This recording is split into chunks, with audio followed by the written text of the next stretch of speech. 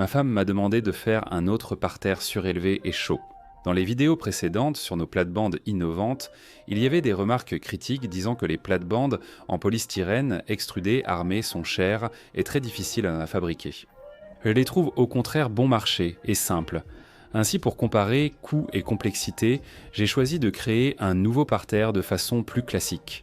Comme j'essaie de tout faire avec soin et réflexion, je peux dire d'avance que c'est exactement ce que j'ai réussi à faire. Créer un parterre avec des bordures en bois qui dureront sans doute plus de 50 ans, bien plus que les 5 à 8 ans des parterres en bois classiques. Parce que j'ai appliqué un principe innovant de bordure ventilée, ce qui multiplie la durée de vie du bois. La durée de vie des parterres en polystyrène extrudé armé dépasse aussi 50 ans. Un parterre surélevé avec des bordures en bois paraît simple, mais sa fabrication révèle certaines subtilités. Je vais partager ces détails pour que vous réussissiez encore mieux et plus vite que moi et évoquer les erreurs à éviter.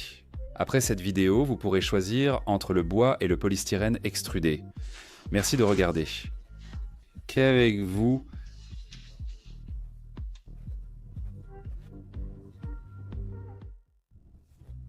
je ne peux rien faire avec vous. Ce que je peux, je le fais. Mais avec vous, je peux seulement ce que je peux. Je ne peux pas faire plus avec moi-même que je peux faire avec vous. Je ne peux pas me contrôler, je peux faire plus avec vous que seul. Ce que je peux faire, je peux le faire avec vous. C'est tout. Je ne peux pas faire plus avec moi-même que ce que je ne peux pas faire avec vous. Je peux faire plus que ce que je devrais. Je prévois un passage entre l'ancienne et la nouvelle plate-bande, puis je plante le premier piquet bien verticalement. Et en principe, j'y arrive. Je place la planche par rapport au premier piquet avec un léger débord, que je fais au moins égal à l'épaisseur des planches utilisées. En me guidant sur la ficelle et la longueur de la planche, je plante le deuxième piquet. C'est sur ce piquet que les planches partantes seront raccordées en longueur, donc j'essaye de le planter le plus précisément possible. 1 cm à droite, 1 cm à gauche, c'est déjà une grosse marge d'erreur. Un outil de mesure simple aide bien à contrôler la verticalité exacte. À ce moment-là, j'ai vite compris qu'il aurait été plus simple de percer les trous tant que les piquets n'étaient pas encore enfoncés. Les retirer étant impossible, je perce sur place. Le début est fait et la première planche est fixée avec 2 vis. La suite arrive. J'ai fait des trous en plus pour relier les planches en longueur. J'utilise des planches de 4 mètres, mais le nouveau parterre doit faire au moins 5 mètres, selon la demande de ma femme. Ainsi, depuis la planche de 4 mètres suivante, je découpe 2 pièces de la largeur du parterre, soit un peu moins d'1 mètre. Je scie le reste en 2 pour obtenir 2 pièces de plus d'1 mètre. Pour les piquets suivants, je ne me précipite plus. Je marque et perce d'abord les trous. J'ai prévu de petits espaces entre les planches.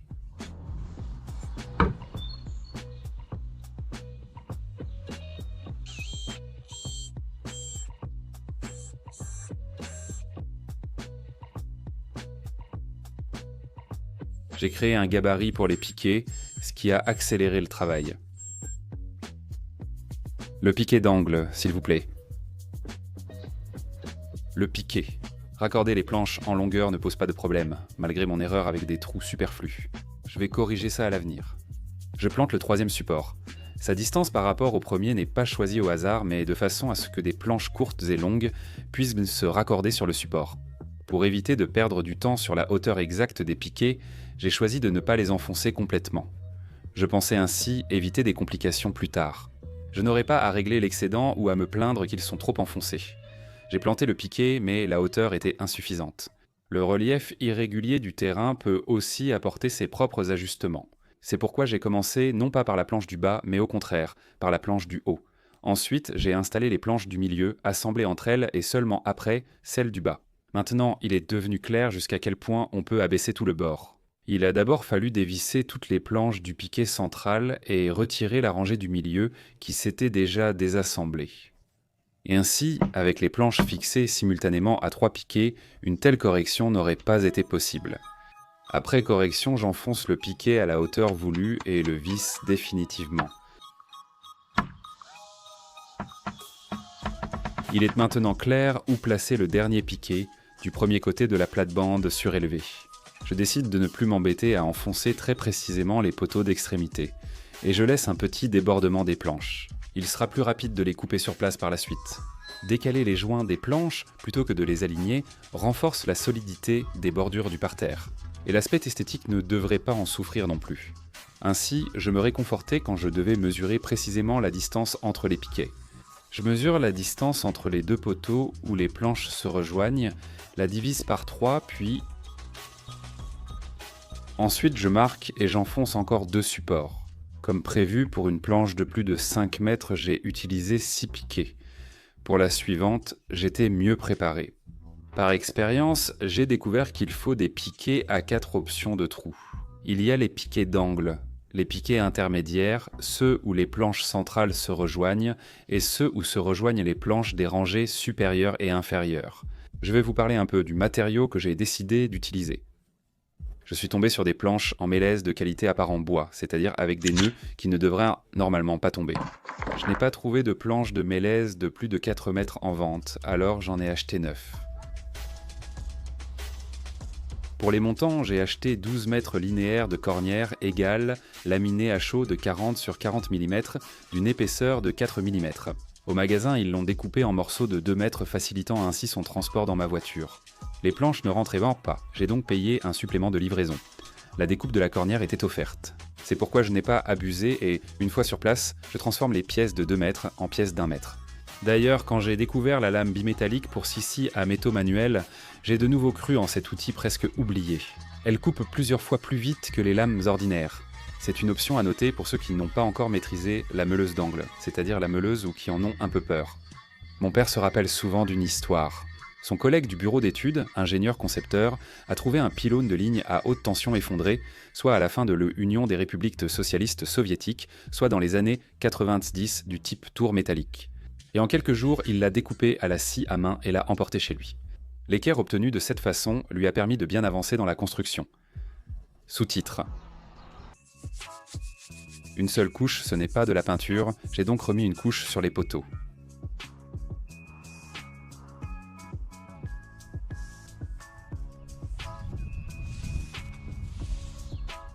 Ma femme voulait une couleur encore plus olive, alors elle repeint les planches. Si c'est nécessaire, alors c'est nécessaire.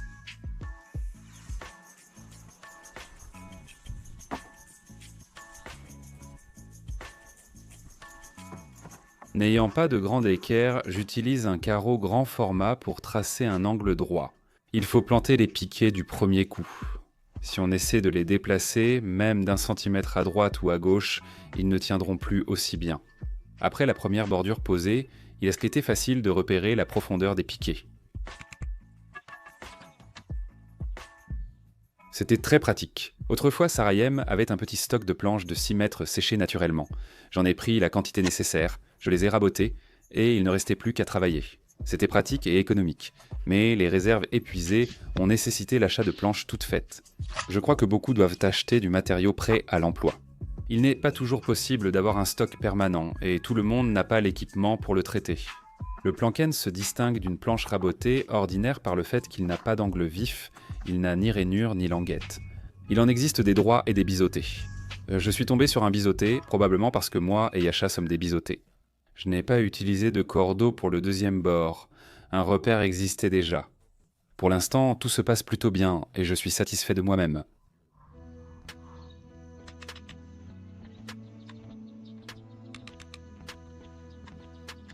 Je n'ai pas utilisé de tube profilé carré soudé pour les supports, car je l'ai jugé nettement moins résistant à la corrosion que le cornière.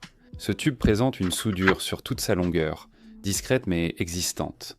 Ce qui est son soudé rouille beaucoup plus vite et il est presque impossible de protéger l'intérieur des supports en tube profilé. Adapté pour les fermes, mais pour le sol, un cornière est préférable.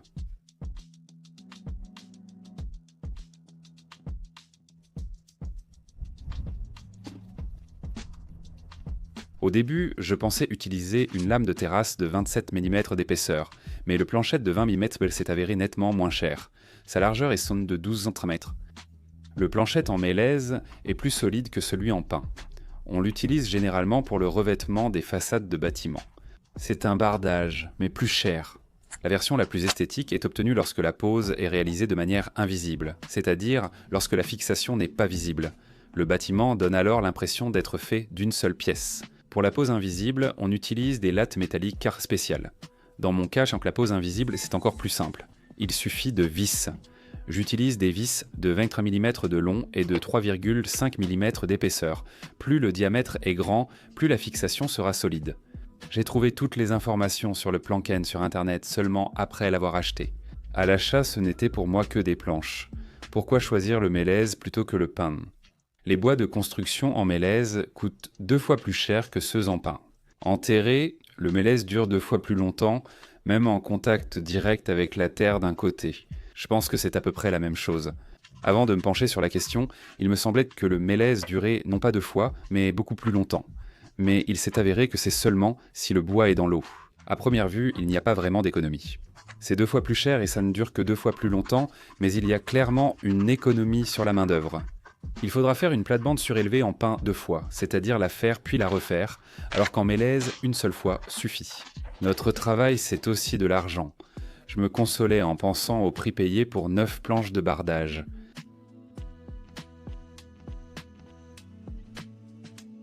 Il est déjà clair que ces plates-bandes coûtent plus cher que celles en pénoplex. Il faut parfois changer de direction dans la créativité.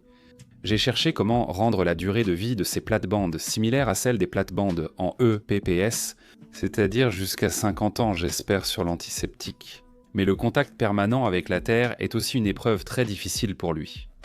Utiliser du roofing pour protéger les planches de l'intérieur n'est pas idéal. L'humidité restera constante au point de contact, sans jamais sécher.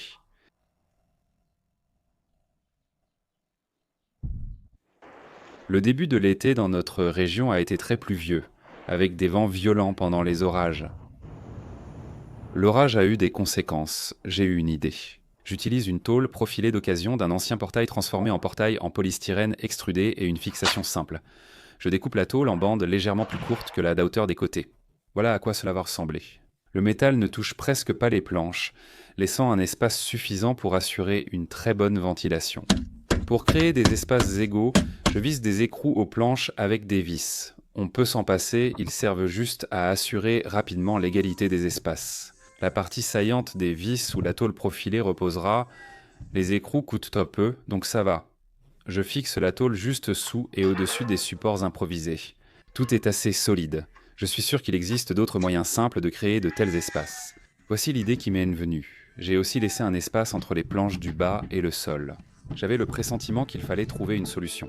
Ainsi, les planches, au lieu d'être enterrées et exposées à des conditions difficiles, sont utilisées comme celles d'une clôture. Et une clôture en mélèze de Sibérie, traitée avec un antiseptique puissant et peinte avec une peinture importée, devrait facilement durer 50 ans. J'ai créé une feuille gabarite, ce qui a accéléré le perçage des trous.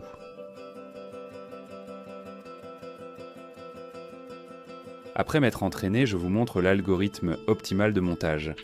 Je place la feuille ajustée en largeur entre les poteaux du bord, puis je fais des marques à travers le trou.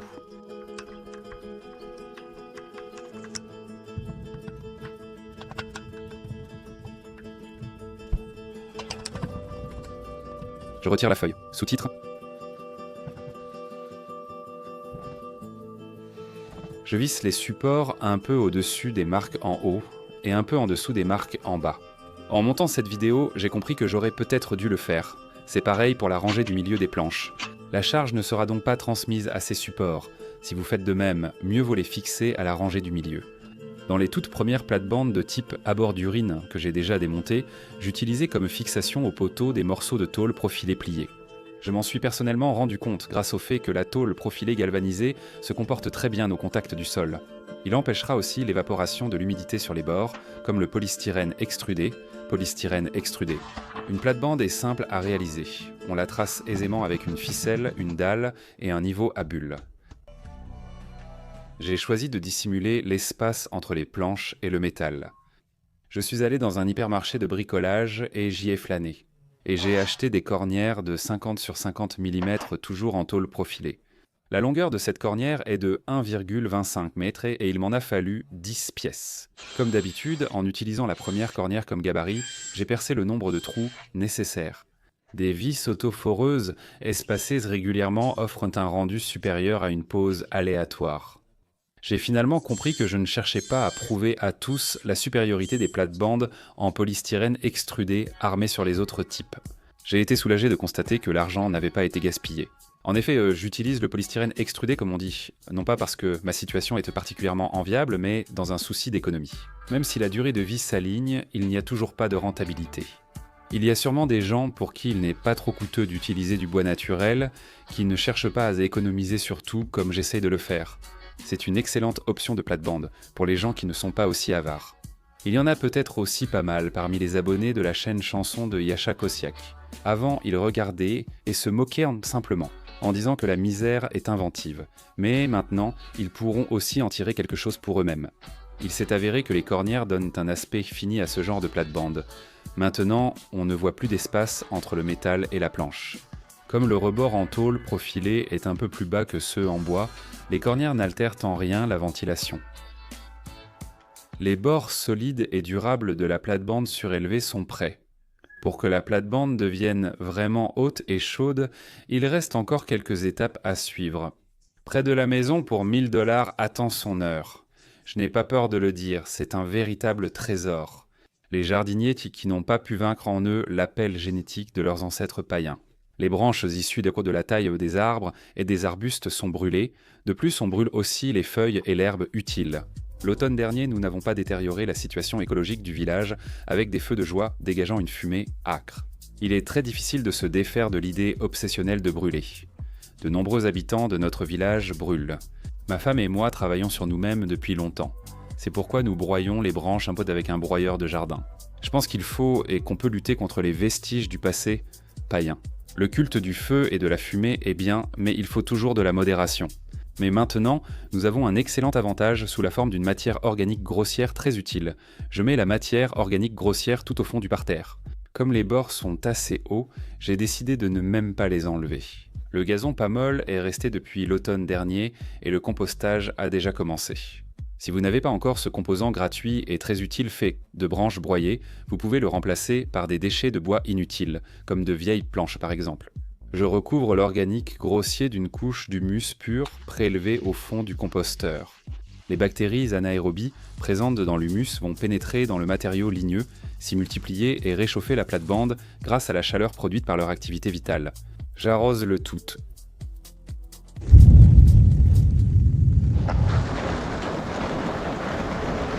Nous, Biélorusses, descendants de païens, gardons malgré le christianisme un lien indissoluble avec les forces de la nature.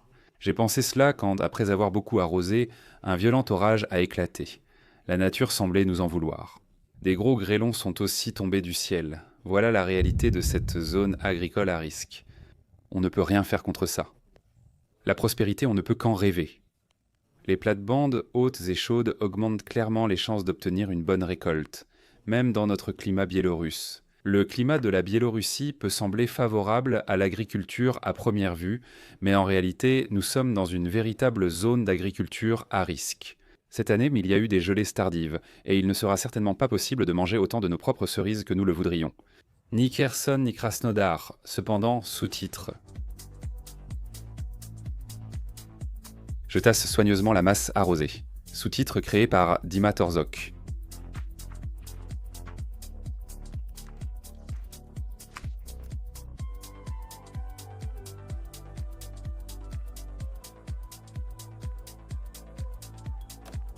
Ensuite, j'utilise le contenu du composteur. Nous y compostons l'herbe coupée, les feuilles mortes, les petites branches. Nous appelons cette biomasse de l'organique intermédiaire.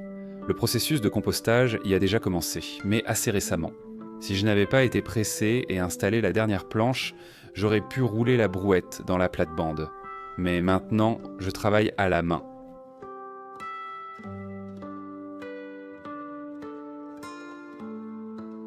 Les plates-bandes surélevées sont très utiles pendant un été pluvieux. La récolte ne peut pas y pourrir. Nous paillons les plates-bandes avec de l'herbe coupée. En cas de sécheresse, l'arrosage est rarement nécessaire. J'arrose à nouveau soigneusement, puis je recouvre tout d'une couche d'humus propre préalablement récoltée.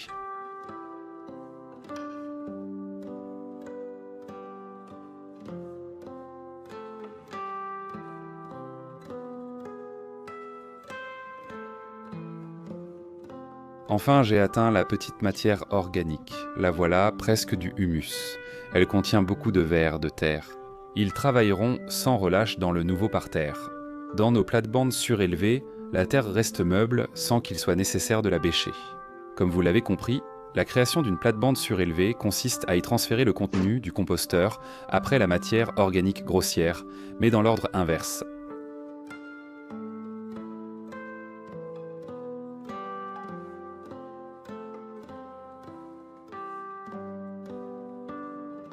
Au fait, le bac à compost innovant en polystyrène extrudé renforcé a exactement 2 ans. Voici qui j'y ai rencontré, camarade. La souris n'y a pas fait de trou, car ce matériau est trop dur pour elle. Elle y pénètre par le dessus.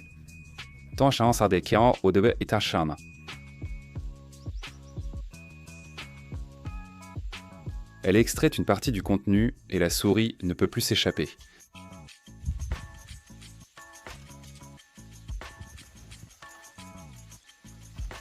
Nous, les Biélorusses, sommes des gens bons.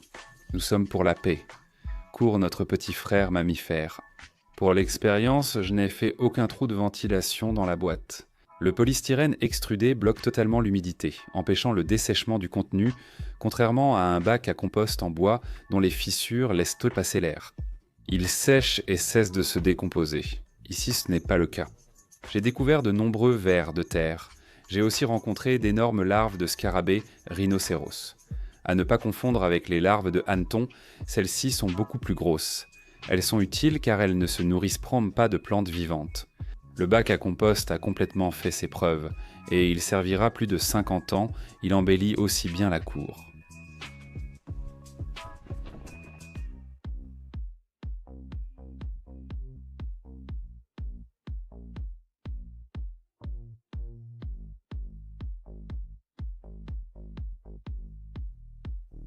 Pour plus de fiabilité, j'ai décidé de prendre des précautions supplémentaires et de relier les parois entre elles avec des tiges filetées galvanisées. Ainsi, elles ne risqueront pas de s'écarter. Je perce des trous dans les montants directement à travers les équerres. La plate-bande fait 98 cm de large, les tiges filetées d'1 mètre en 10 n'ont pas besoin d'être coupées. Comme la plate-bande reste en place, les tiges ne gênent pas. Je pense que si l'on ne cherche pas l'esthétique, c'est plus fiable que des vis autoforeuses vissées de l'intérieur. Par exemple, utiliser de simples boulons traversants, pour meubles, avec de grosses stoutes de wands arrondis, fixant solidement les planches au métal. Si la beauté n'est pas la priorité, il vaut mieux utiliser des boulons. Le temps le dira. J'arrose la petite matière organique avec de l'humus déjà mélangé à de la terre ordinaire.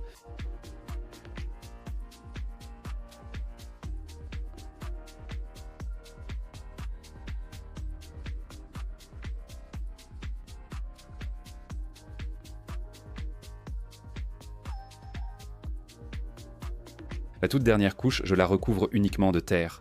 J'autorise ensuite ma femme à planter les semis. Nous avons déjà des plates-bandes surélevées par Tétrouzi pour les principales cultures. Celle-ci est destinée aux fraises du jardin. En ce qui concerne le coût, l'équerre pour des supports fiables m'a coûté 96 roubles biélorusses. Cela fait 32 $ ou 2560 roubles russes. Au moment de la sortie de cette vidéo, la planche plankienne vaut 203 de nos roubles, soit 68 $ ou 5400 roubles russes. Les coins décoratifs pour la bordure coûtent 60 roubles biélorusses, 20 $ américains, 1600 roubles russes. Olé.